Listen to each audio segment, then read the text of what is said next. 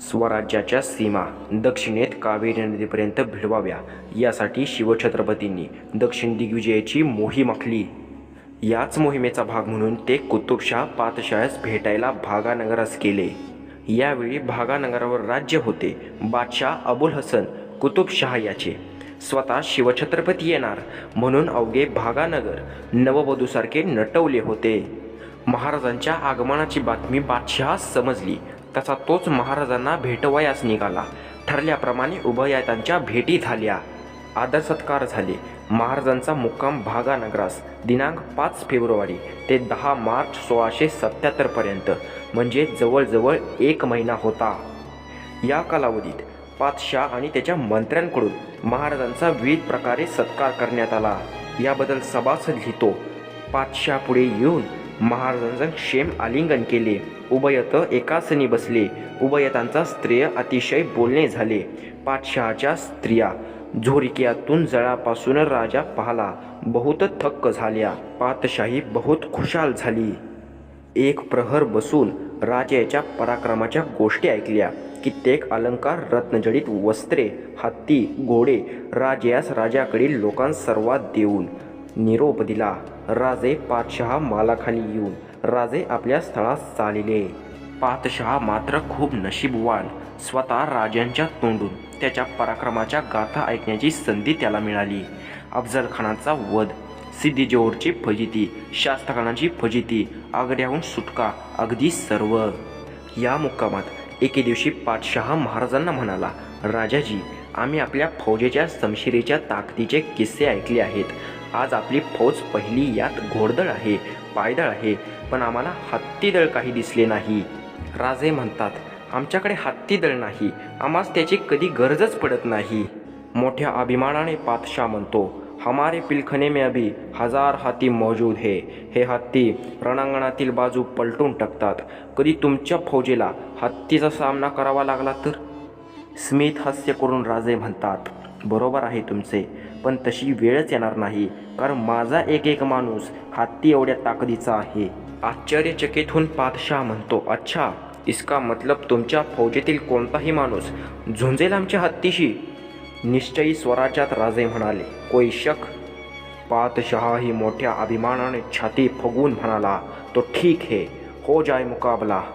दुसऱ्या दिवशी एका मोकळ्या मैदानात वर्तुळाकार मैदान उभारण्यात आले. त्याच्या भोवतली भक्कम तट उभारण्यात आला. एका बाजूला शाही शामियाना तर उरलेल्या बाजूस नगरातील लोकांना बैठकीची जागा करण्यात आली होती.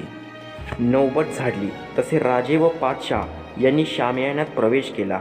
दोघांच्या दमणीतील दरबारातील मानाचे सरदार आले होते. काही अंतरावर शाही कुटुंबसुद्धा येऊन बसले होते. नगरातील लोकांनी गर्दी एवढी होती की मुघलांनाही प्रवेश करणं अशक्य. एवढ्या गर्दीत लोकांचा आवाज, टाळ्या, शिट्ट्या याने मैदान भरून गेले होते. पातशाह आपले दोन्ही हात वर करून उभा राहिला तसा सर्वत्र शांतता पसरली. उभं राहूनच त्याने इशारत केली तसा एका बाजूने एक धिप्पाड हत्तीने मैदानात प्रवेश केला. जवळजवळ 1.5 पुरुष इंचीचा, काळ्या रंगाचा, महाभयंकर आणि धिप्पाड असा तो गजराज होता. त्याचे सुळे म्हणजे तलवारीचे 2 टोकाचे एवढे ते टोकदार होते. आधीच हा हत्ती एवढा भयंकर, त्यात त्याला कुतुबशहाच्या सैनिकांनी जवळजवळ 2-3 हंडे मध्ये पाजले होते.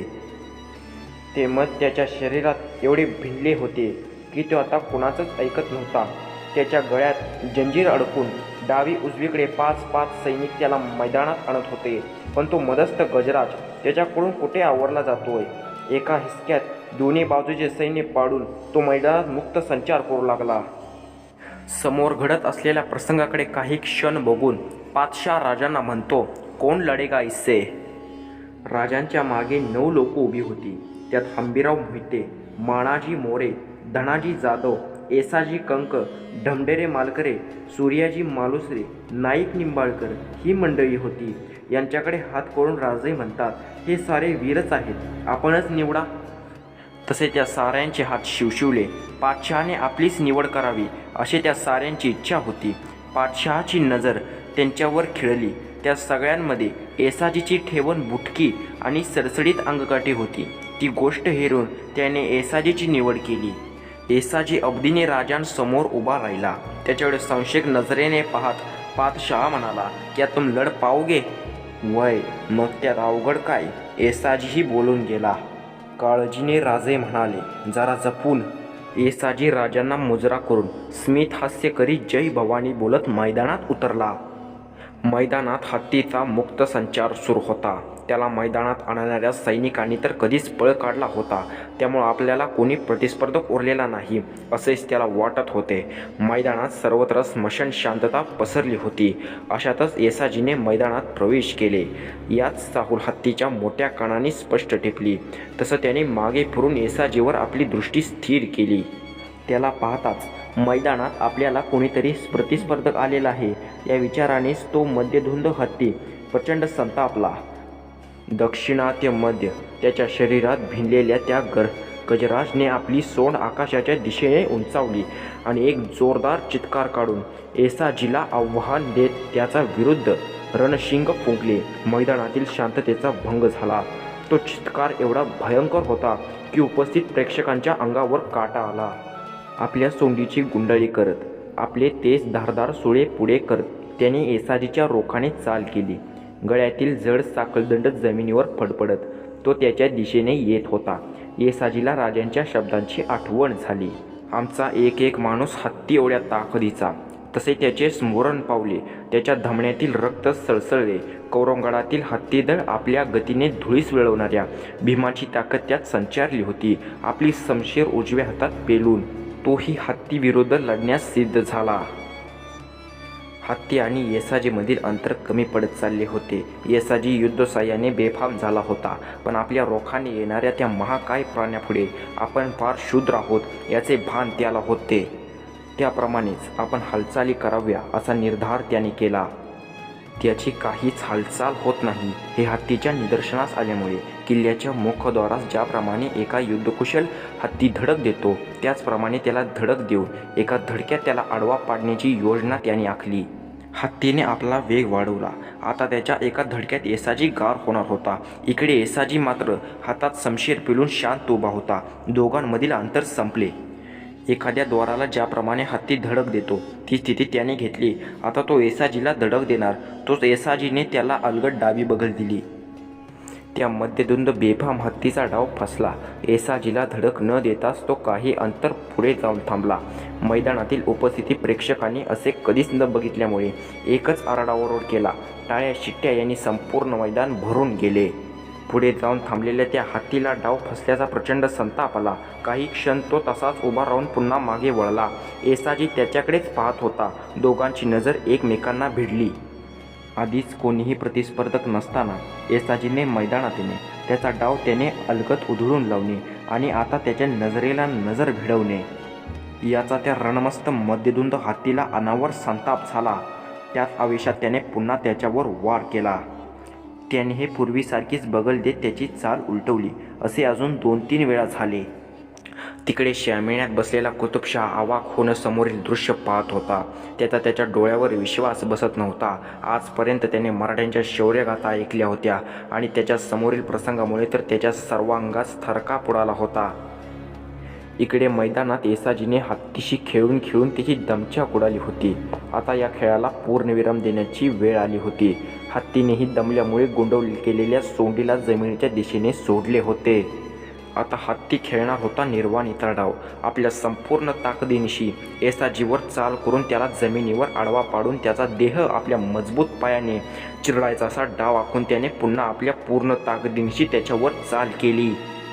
येसाजीला जे पाहिजे होते तेच झाले. दमल्यामुळे हत्तीने आपली सोंड सोडली होती. त्याचबरोबर त्याने आपला निर्वाणीचा डाव निश्चित केला. राजे, कुतुबशाह, श्यामेण्यातील मानते सरदार, शाही कुटुंब, उपस्थित प्रेक्षक, अगदी मावळतीला झुकणारा तो सूर्य या सर्वांचा नजारा येसाजीने हत्ती यांच्यावर स्थिर झाला. आता काय होईल याची सर्वांना उत्सुकता होती. प्रेक्षकातील एक दोघे सहज बोलूनही गेले, अब ये सिपाही नहीं बचेगा.